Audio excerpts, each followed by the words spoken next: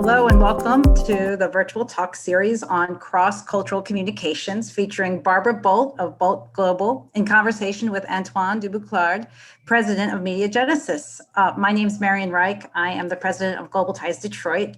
And for those of you who are new to our organization, Global Ties Detroit is the private sector nonprofit partner to the U.S. Department of State for professional exchange programs. Our exchanges connect international leaders with their local counterparts to share best practices and strategies to resolve issues of mutual concern, such as economic development, environment, human rights, national security, public health, and more.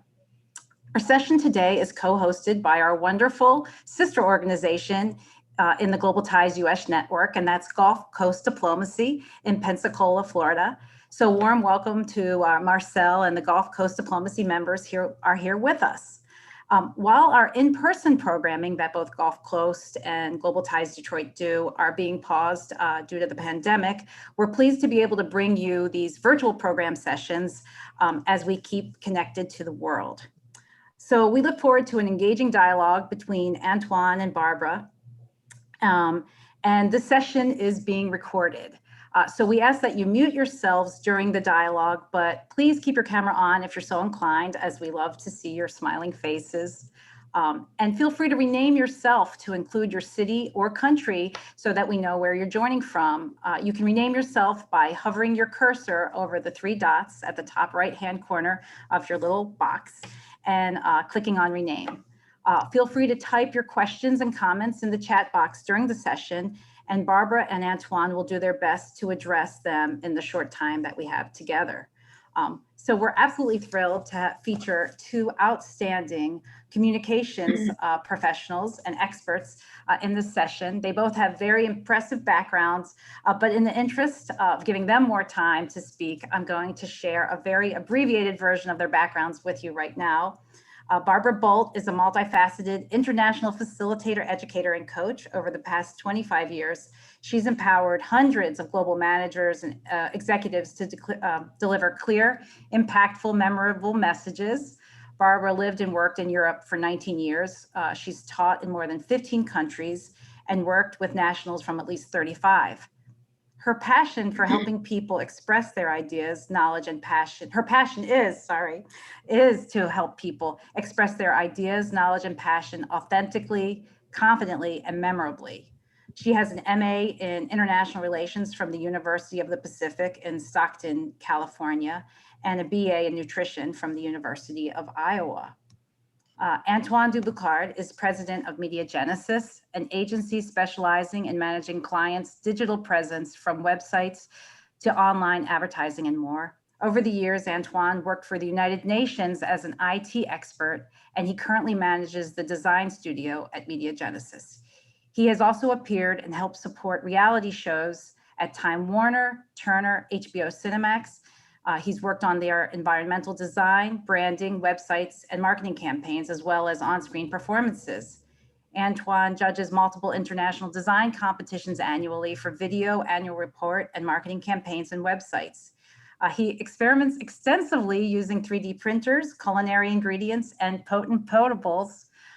Antoine has 3 citizenships and speaks and has taught in 3 languages. So once again, welcome to this exciting session, and I will turn it over to Antoine. Wonderful. Well, thanks, Marian. And we're lucky in having Marian as our fearless leader. She's really one of the best in this category and has really transformed the organization. I've been with Global Ties in its previous name since 2013, and we've just done incredibly well as far as bringing more and more people to Detroit and really experience citizen diplomacy, and do so with a lot of emerging world leaders. It's really been fantastic. So thanks to Marian for that. She's really been the one that's made huge contributions, both locally within our market, but also nationally and internationally. So thanks for the intro. A couple of comments. I'm going to mention that there's a chat box that's available at any point in time. You can raise your hand. I may not see the raised hand depending on where it is on the screen, but I'm gonna try to pay attention to that. But if you do type things in a chat, I will seek to address those questions and pose those questions. As you all know, these things, particularly when we have great people to speak, like such as Barbara today, can go quite fast, and we can end up, not having room for a lot of questions. So we'll try to do as best we can. Another quick plug before we get moving too far is I want to thank the Gulf Coast Diplomacy that actually ran a phenomenal session. The last one was really great. So thanks, Marcel, and your team and people within your organization.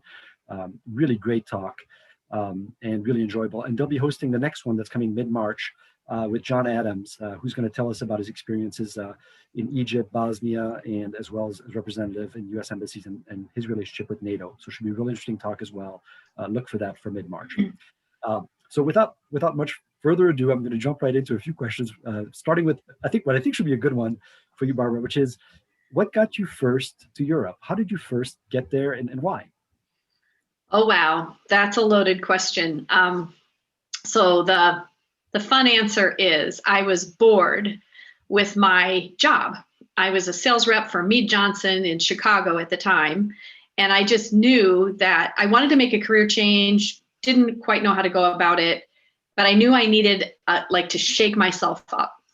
So I decided, I had read an article in the Chicago Tribune about renting a farmhouse in Tuscany.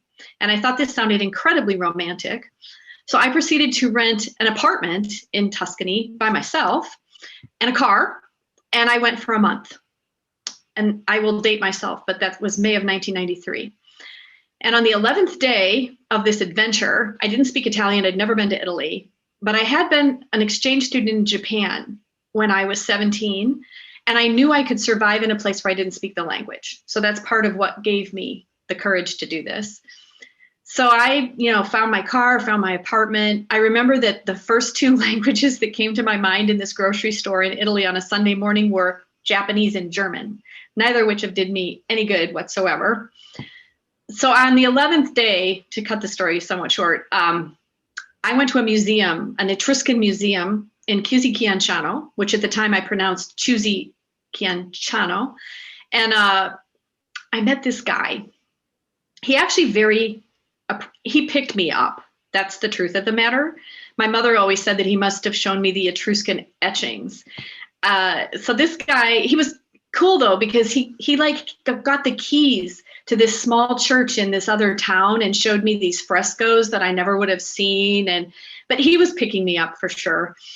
I ended up going back to live with him the next year to see if this relationship could work. And the short answer to that is it did not work at all. It was a disaster. I had moved out of his place at the end of 4 months, I think it was.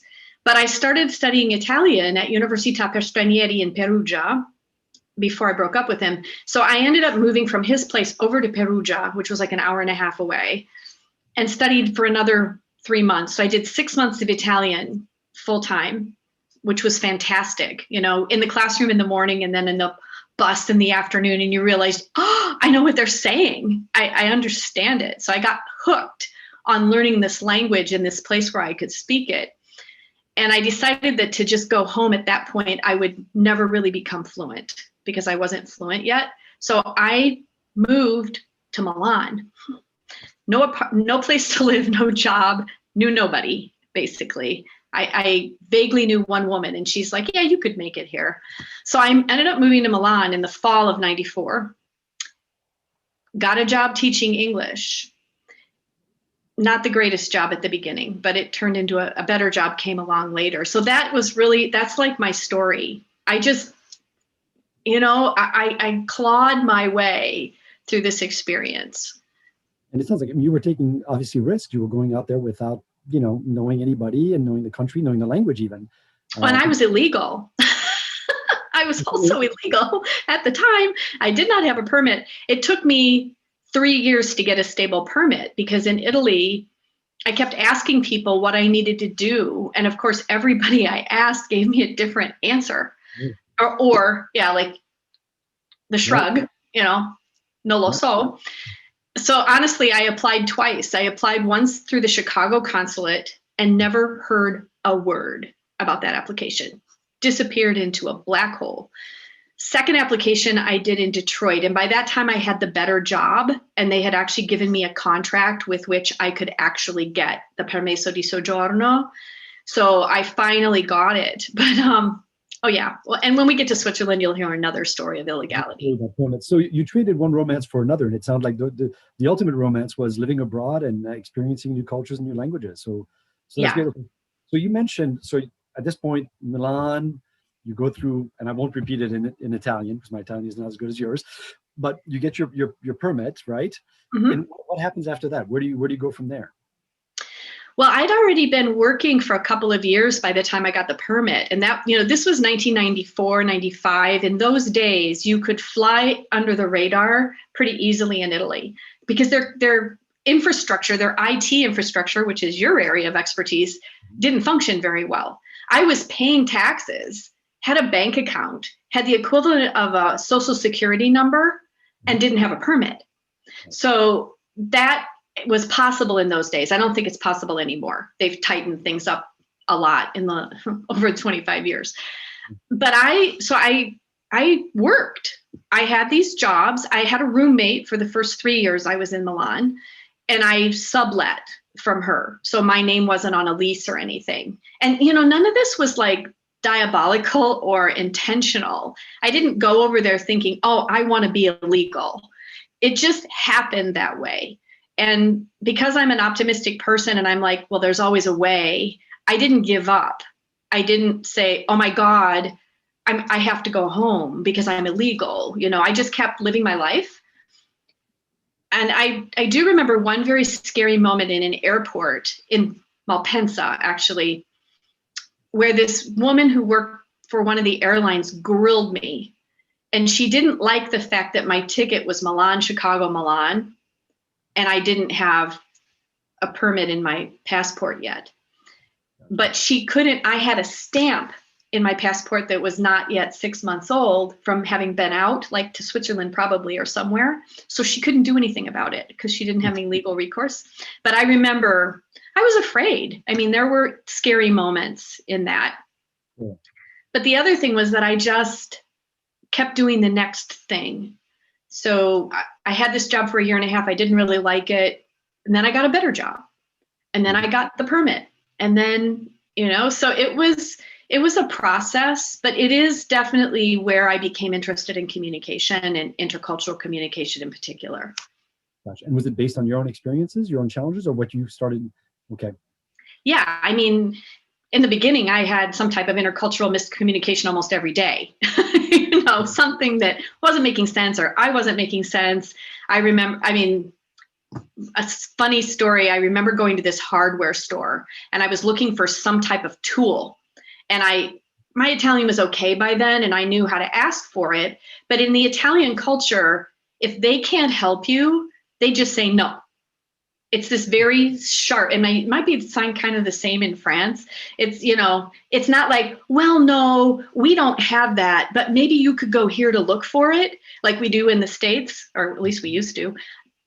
None of that. It's just like, ce l'hai qualche cosa? No. And I would just get livid. It was a gut visceral reaction. And I'd be like, oh, and I'm stomp my way out and I'm never coming back here again. And so those kinds of things happened relatively frequently. I almost broke a door once in a tabacallo because I slammed it. And that didn't go over well. So are there certain things like that you would say are common? For example, dealing with specifically in this case, Italy and American cultures, are there common points of friction or misunderstandings that you would categorize? It sounds like that's a really good example of at least one starting one, this directness, this abruptness about, I don't have it, therefore no. And instead of trying to say, maybe for there, maybe somebody else.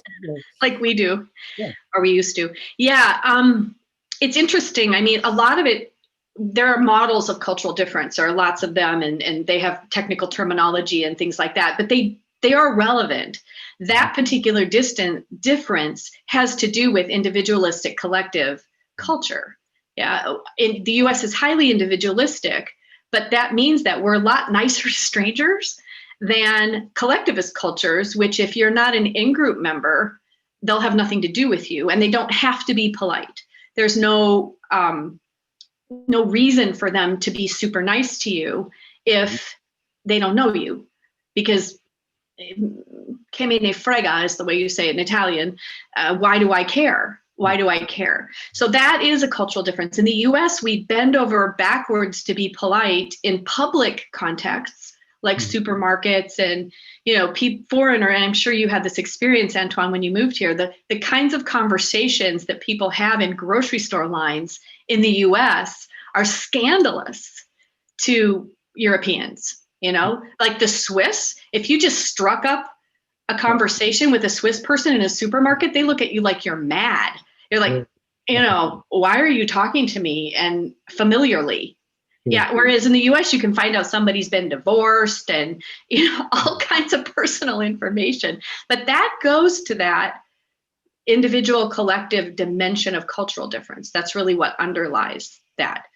And there are hundreds of them. Are there different stratas of collective? In other words, the village, the specific region, the family, is a group like that as well? Or is it just more a question of, I don't know you, you're not part of my circle, and therefore you're outside of that sphere until you enter it in some meaningful way? Right. Well, in-groups vary across cultures. Like in some cases it is family, in some cases it is tribe, in some cases it is clan.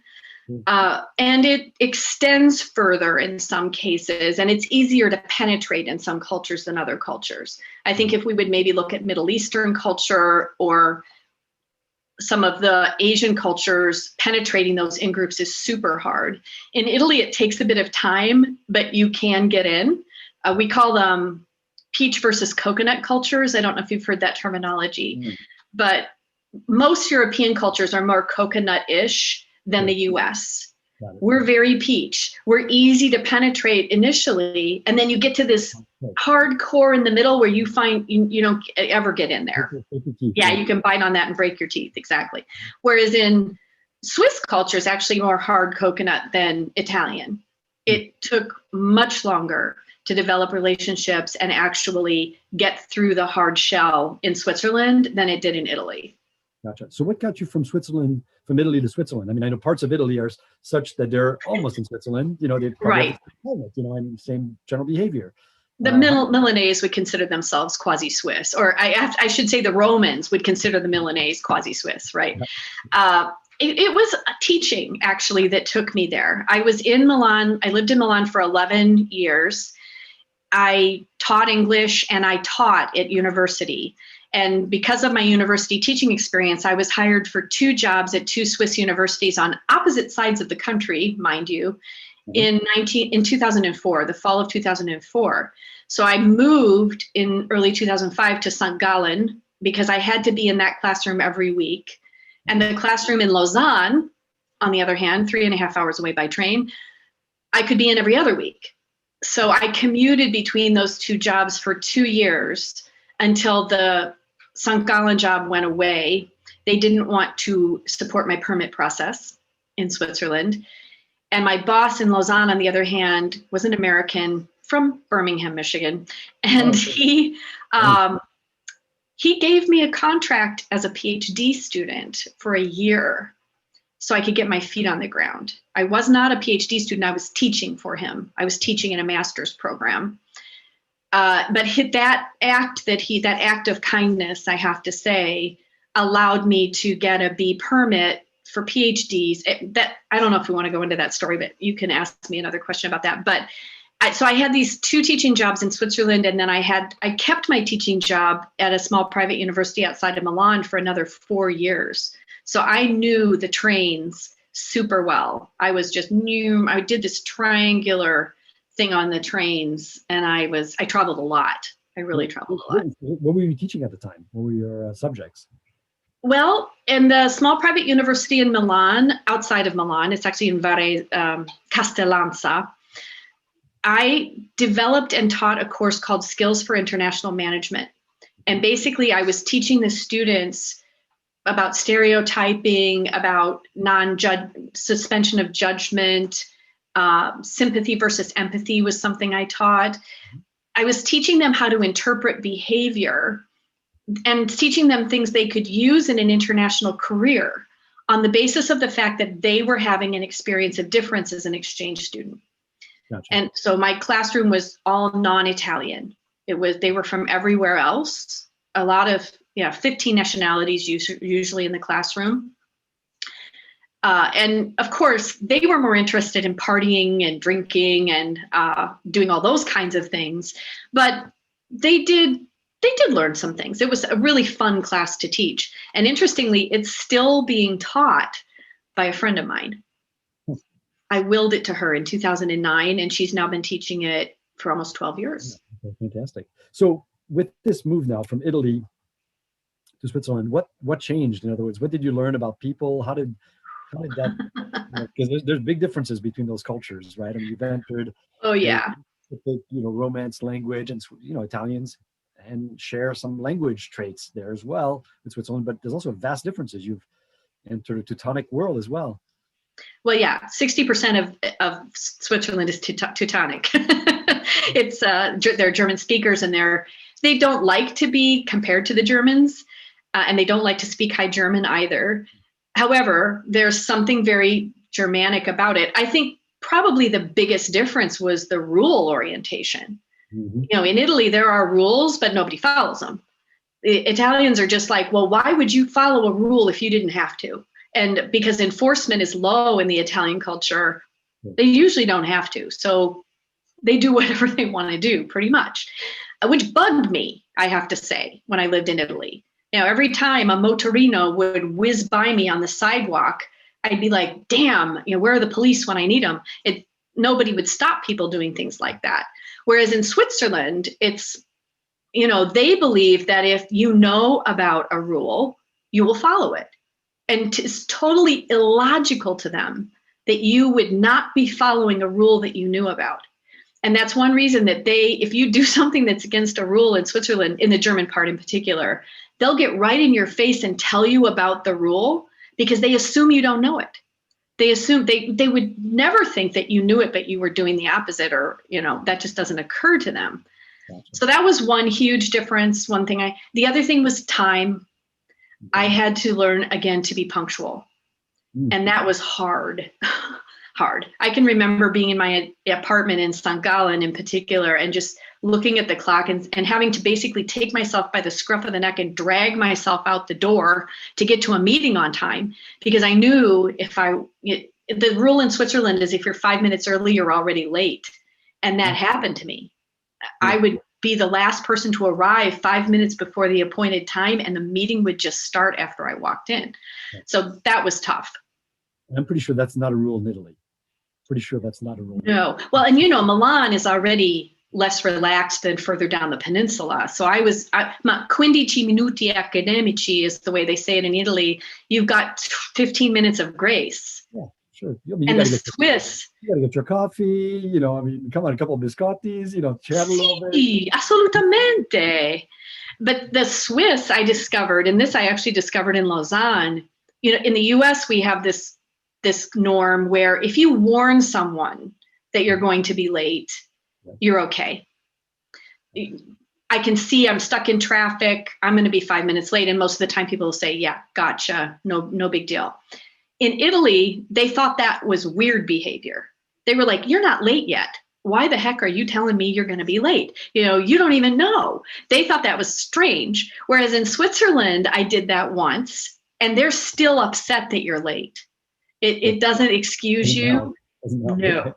No, you're bad. So you spent then quite a bit of time in Switzerland, and then what brought you back to the US? What got you back?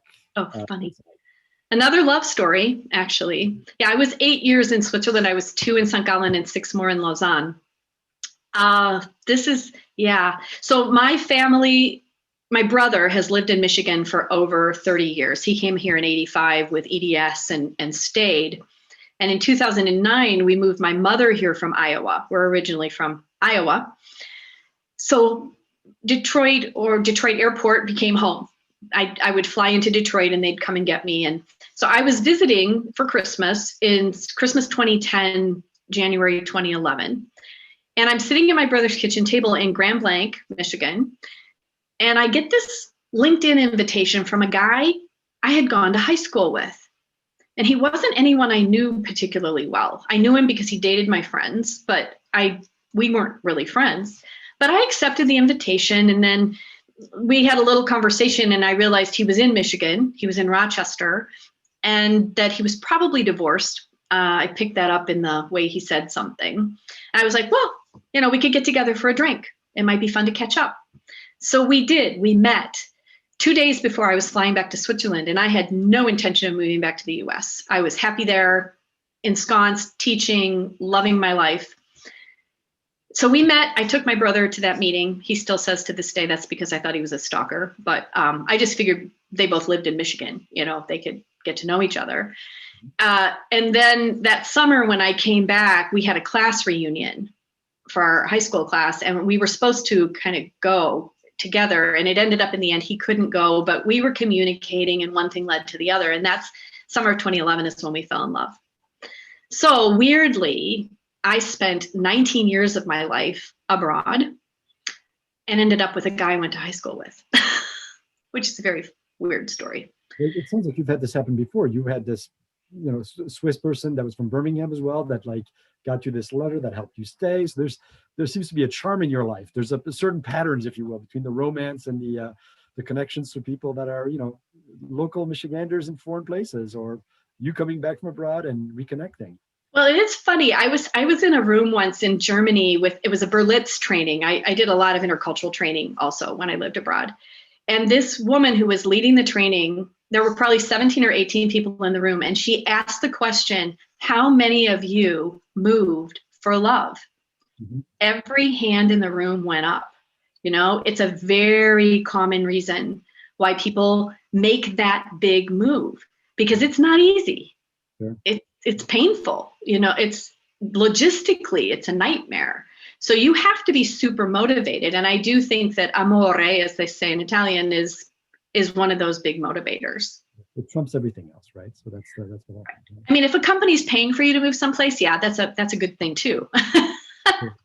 Sure. So let's transition to what you're doing today. Tell us about how these life experiences, which are multiple in this context, in terms of both academics that relate to intercultural, you've lectured at Michigan, you've done a whole bunch of other academic endeavors. Some of them not necessarily directly related to this topic, but many of them. And you've also had these amazing experiences teaching and working with people from lots of different cultures. So how did that then shape you into what you're doing today? Well, I would say that my experience living abroad was really what got me interested in communication. As Marion mentioned, my original degree is in nutrition. I was very interested in training. I was always a sales trainer in my sales jobs. So I knew I wanted to transition to training, but I didn't necessarily know that it would be communication or linguistic kind of topics. So I have to say that working for Canning, this company that I worked for in Milan, was very formative. I learned how to manage a classroom. And if you can manage 6 Italian males all day long, you do develop some skills. Oh my gosh, I could tell a ton of stories about that. So I learned to teach presentation skills with them. I learned to teach negotiation with them, international negotiation. And those are topics that then I parlayed into the university teaching I did. In St. Gallen, I taught a 1-year specialization in international management. At EPFL in Lausanne, I taught international negotiation, presentation skills. I actually taught leadership in HRM for a couple years. So I got this wealth of knowledge because every time I had to teach something, I kind of didn't necessarily know everything about it. So I had to do a lot of studying. I had to, find out enough to be able to teach a class. So that has really given me a pretty deep knowledge of these topics. But what I found out that I'm very passionate about is teaching something where I can watch people get better at it. Mm-hmm. It's that gratification of watching people progress. And particularly in the presentation skills classes that I taught at the EPFL in Switzerland, I had these kids for 14 weeks. It turned out to be 7 later on. Watching them take on the concepts, internalize the lessons, really, not everybody obviously, but a lot of them would really get into it and go from being timid and shy and not exactly knowing what to say and kind of wobbling around on their feet at the front of the room to at the end of this class, being able to really stand up and deliver a clear message, a coherent message. I just found that incredibly gratifying. And it's also a skill. I really do consider good presentation communication skills a life skill. If you can do that, you can succeed at anything. And I do still get LinkedIn messages and emails from ex-students saying, wow, I had to give my boss a presentation yesterday and I still remember what you taught me. So that's really, it was the warm fuzziness of it, but also just the concreteness of it's a skill you can learn. And I love teaching. Teaching intercultural communication is a little more smoke and mirrors. It's a little bit harder to nail the capability of it. And there's also probably more inborn natural ability maybe involved in being a really good intercultural communicator, a person who moves through cultures easily, like Ferris. I would say Ferris is one of those people, and you've traveled with him, so I'm sure you agree.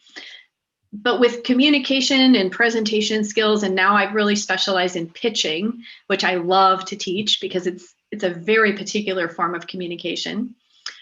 You can see the result, and somebody knows if they got better. So that's really why I'm doing what I'm doing right now. I really love it.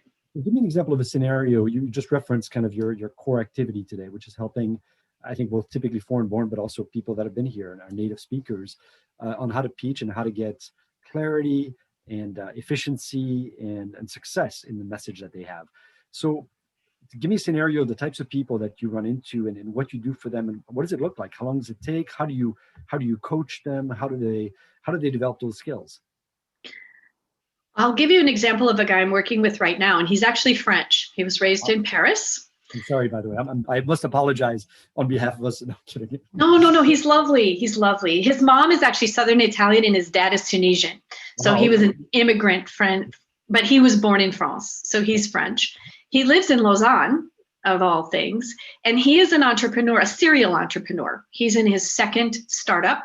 He was very fortunate in his first startup to have had a successful exit. So, but he wasn't CEO in his first company. He's CEO now of the second company. And he reached out to me in August of last year because he realized that as the CEO, he was going to have to pitch. And he's self-conscious about his French accent. He doesn't always feel like he can come up with the words he needs. His sentence construction in English tends to be pretty French. He's, and uses a lot of false friends kind of things. But we've been working together since August. We put together an investor pitch for him. We worked together for 4 months initially. That was the first contract. And by the end of that, he had a working investor pitch. He had actually raised some money with it by that time. The first thing that happens is that somebody has to really explain their business to me. I have to really get inside of it in order to be able to help them. His business is blood products. So he had to explain platelets to me and all of these blood related things, but that's cool. So I just do like a dump, a kind of a brain dump with someone. And then I go back through it and I look for threads. I look for patterns and I organize things in what I would consider to be a logical flow or logical organization of the information. And then we work together to create what is their problem statement. Like, what is the problem that they solve? What is the solution that they offer? And from there, if it's appropriate, we create a story that can be used as their problem statement. But generally, problems are very well expressed using a story. So in Fauzi's case, he kind of didn't want to go there. He wanted to keep it a bit more factual. So we've kept his pitch pretty factual, and it's working for him. Then I do help with slide design. I'm not a graphic designer like you are. I would farm out the actual graphics of it to another person. But I do know what makes clarity. A lot of times when people are presenting something, what's on the slide doesn't match what they're talking about. And I don't mean they shouldn't have the words right there that they're saying. However, there needs to be a connection in the brain of the audience between what's coming out of the mouth and what is being visualized. So I help with that to make sure that what is going to be said for each slide matches what that slide speaks about, and that we've got good, clear imagery. In pitching in particular, images are far more useful than words. So I help with all that too. Well, you mentioned something in the early part of that response that I think I'm intrigued by, and I've experienced this firsthand being French national. This concept of sentence structure being different. So the question, first of all, if you can explain that, and then to others who, potentially could use some context as to the quirkiness of French language, and other related languages like Romance languages that are similar. But the next piece of that, is that also a factor of the way people think? In other words, is that the way that the brain is structured and the way that things are organized? And then how do you address that when you essentially are rewiring these things, if that's the case? So I'm curious to hear your input on, first of all, explaining this discussion as to what's different about this structure from a linguistic perspective. And then second, what does that mean about the way people think, and how do you then affect that? It's not easy. I would say, like when I was very, very fluent in Italian when I lived there, because I'd studied the grammar very thoroughly and I lived in it. I spoke it every day. However, I'm sure that my way of speaking in Italian was different than the way of an Italian person, because my brain doesn't work that way. I still create a relatively linear, logical flow in my communication, even though the words are Italian. So the same thing happens when a non-native English speaker is speaking in English. They're not going to necessarily be logical and linear if their mother tongue isn't. And like in Italian, when I taught Italian to Italians in Milan, I would always talk about the parenthesis. They would do subject, verb. English sentence structure is subject, verb, object. We want to know the who, the what, and the where. Or the who, the what's happening, and the what, basically. And Italians would put all these other words in the middle between the verb and the object. So they'd be telling us that something was tall and long and expensive and whatever adjectives you want to name before we knew what it was. And I would have to teach them to flip that around. You've got to tell us what it is before you tell us all this stuff about it, because you lose us. If you don't give us the structure we're used to, our brain just doesn't go with this whole other range of information. I see, try German or Japanese. Yeah, got that. You're right, Irina. So I would have to teach the Italians to be a bit more linear and to not go off on the tangent. Because if you do that with English speakers, they're not going to follow you. And they're not going to follow your thread, and you're going to lose them. And if it's your boss and you're trying to convince him that you need money for something, pari pazienza, you're not going to get your money. So yes, there's a huge connection. And I'm not a linguist. I don't know the biology of this. However, our mother tongue very much shapes the way that we think and express ourselves. Like Fauzi, when I work with him, my French client, he'll say something and it's just, he's got a couple things backwards. And the thing is, you lose the impact. I think that's the thing that non-native English speakers have to learn to do and to get, is that if they put that other word in front of the word that really needs to be emphasized, they don't get that same punch in their phrase. And another thing is often using too many words. That's, in Italian, it's all, and French probably too, it's all about eloquence, right? Yeah, you have that thing where you should never use the same word twice in a presentation, because that shows your education and it shows your ability to communicate. And in English, it's the opposite. Fewer words, the better. Repeat them. The more times you repeat them, the better. So it's very, very different the way that you create clarity of messaging in English from a lot of other different languages.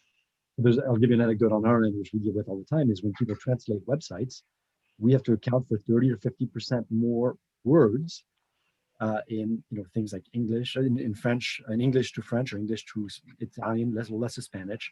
So these are places where the precision of the language is related to the finesse of it, and that's why, for example, French being a language of diplomacy, you can get these very fine, precise meanings in a meandering way, and sometimes very flowery and poetic, but you can get to very granular concepts, whereas Americans are much more directive. It's let's get to we don't do nuance, we really just don't. I remember having to, and I saw what Ferris's comment about it's all about high-low context, and you're absolutely right, Ferris.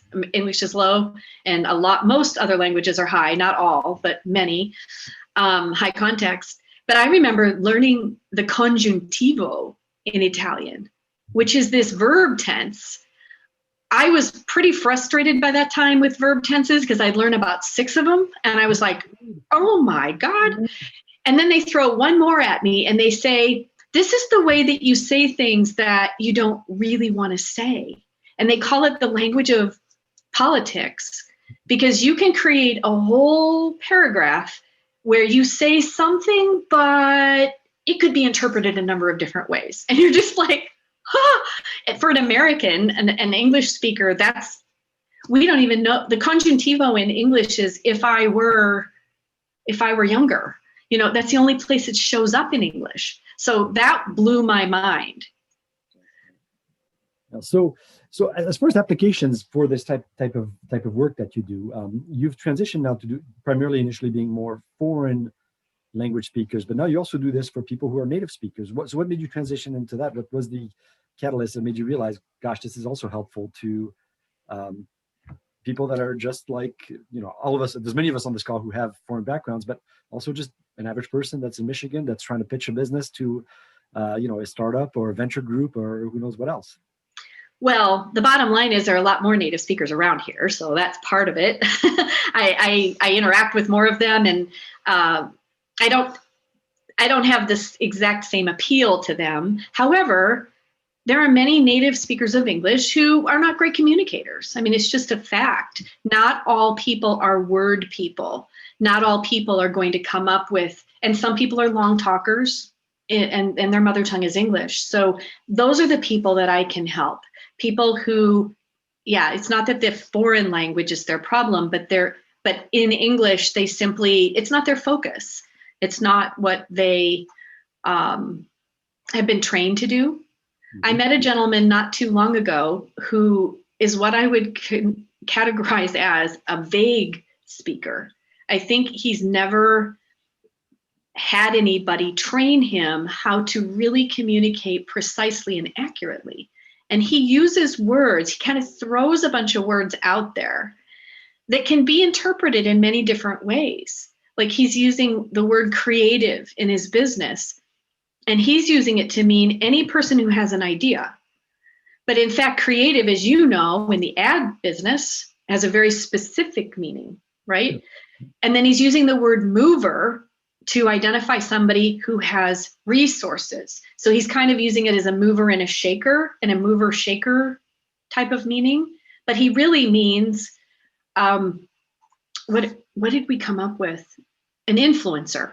I think influencer is the word we ended up using. So we came up with visionary and influencer, and it really lends a lot of clarity to what he's trying to do, because he was describing this to a group of people and they just weren't getting it. So we know when we're not clear, because we get questions like, so do you mean, or is what you're trying to say, when people get those kinds of responses, they realize that they're not being clear. And like this guy, every other word was, do you get what I mean? Do you get what I mean? So he's obviously has to ask that frequently because people don't get what he means. So let me, I've got a 2-part question here. And then we're going to open up to a couple of questions after this. The 2-part question is, what, if any, experience did you have when you returned to the United States? And what was your feeling as far as now having been exposed to other cultures and rediscovering your own home country? And were there surprises there? Did you feel as at home as you once were? Was there realizations associated with that? So that's part 1. And then part 2, which is a slightly different question, is, have things changed? In other words, is the globalization, the the looking outward in the last, say, 10, 20, 30 years, have things in your assessment and vision, knowing that you've been now multiple places, you've seen America at different points in time, has there been a change in this country's ability and understanding of being more tuned to a broader cultural audience and things of that nature? That's an interesting one, that second part. The first part of it, the repatriation, is kind of interesting because I really was resistant to moving back to the States for a number of years. I just didn't want to consider it. And then when I fell in love with Rob and I had a reason to come back. And what I realized after I got back is that I needed to come back in order to become whole. And this isn't maybe true for every person who expatriates, but I really needed that homecoming to come back full circle in a way to become who I am now, I think. It was tough. And I know like the supermarket line conversations and I think US culture had become even a little bit more invasive in the years that I was gone. And some of that, like, I couldn't quite get used to it. But one of the biggest culture shock experiences I had was teaching at the University of Michigan and not anticipating the difference in what a US classroom would be like versus a European classroom, because all of my academic teaching had been in Europe, and it's just very different, very different. Even though this is your native land, you're right.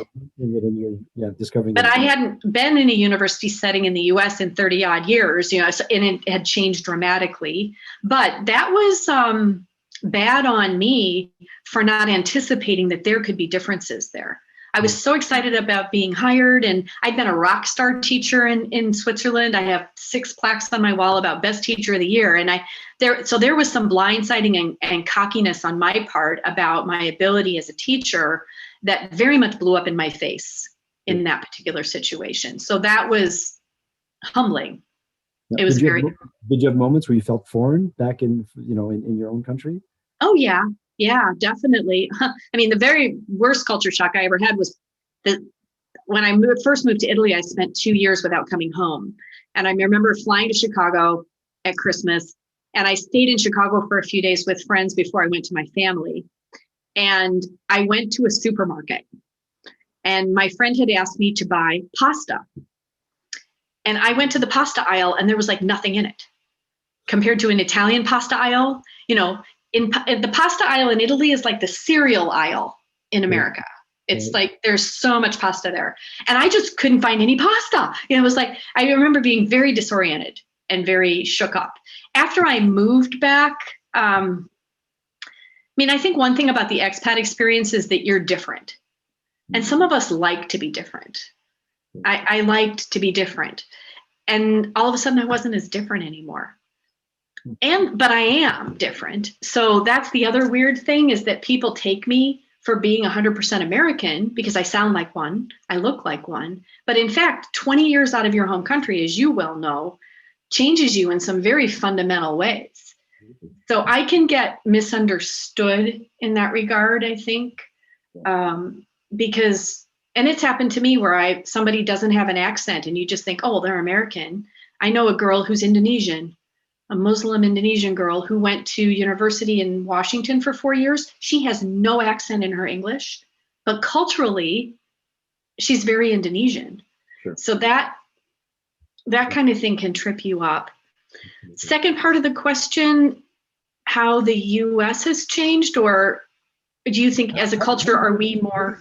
Yeah, how the US has changed. I mean, has the US undergone changes? It relates to intercultural and access and awareness.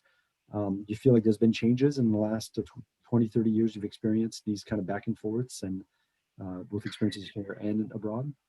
There have been. I mean, obviously there must have been. Interestingly, it's always so interesting to see your country through the eyes of others. And you've had that experience. I'm sure many of the people in the audience have had that experience, because I remember being in taxis in Milan in the early 2000s when Desert Storm or Iraq was happening. And a taxista would just strike up a conversation with me, so what about Bush? And what about this war? And, I'd be sort of like, and all this would be taking place in Italian, and I would be like, how do you explain that? How do you explain that? So, and I always joke that I don't want to get into politics too much here, but in the Bush years, those of us who were American living abroad were trying to pretend we were Canadians. The joke was we had those little Canadian flags on our backpacks. I really didn't have one. But so you're always going to be challenged about what's going on in your home country and expected to explain it to people. And that is not easy. I remember somebody once saying, so tell me, what is democracy? This girl was like from Romania, or this was early 90s. I couldn't explain it. I didn't have an answer for that. Yeah. But so I think the view, obviously these last few years, almost no one has understood us. I think from that perspective, we've become an enigma because something went on here that people couldn't have imagined. Like people who really hold the US in high esteem were mystified by the things going on here in the last few years. I would like to say that we've become more open, but I'm not sure it's entirely true. I'm really not. Sometimes there's divergent trends at the same time that can happen both ways, both, extremism. Well, and part of a population goes one direction and part of a population goes another direction. Yeah. So we're closing in on the hour. I want to do a couple things. First, I want to make sure that we give a little bit of time to Gina just to talk about the next session with Gulf Coast diplomacy. So that's one thing I want to make sure to do. I want to catch any last questions we may have through the chat. If any of you have any questions you'd like to ask. I think this was a great conversation. It's great to get these sorts of insights, but also dig into some of these specifics and anecdotes. There's always a very human side to these experiences, and that's how they initially get started. People just don't get dropped out of a parachute. They often have a reason why, and a life passion for it. So it's great to hear that from you, Barbara, in terms of what got you back and forth to Italy and back to the US. Yeah, there are definitely, people could make judgments about whether what I did was smart or not. Mm-hmm. And my mother has always said that there's a fine line between courageous and crazy. Sure. And she definitely thought I was the latter. Visibly, it's worked very well for you. You've done a lot of wonderful things, and you keep on helping a lot of people. So it's a great thing. So great. With that, I'd like to. So thank you, Barbara. Thank you for all of our attendees today. I'd like to turn it back over to Marion and Gina just to tell us about the next upcoming session that's coming in mid-March.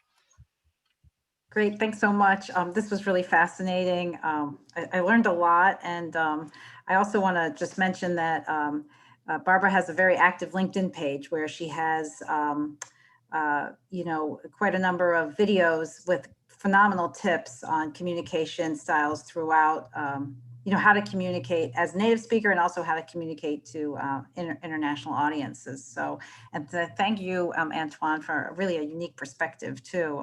It was a lot of fun. Let me turn it over to my colleague and wonderful counterpart in Pensacola, Gina, to talk about the next session.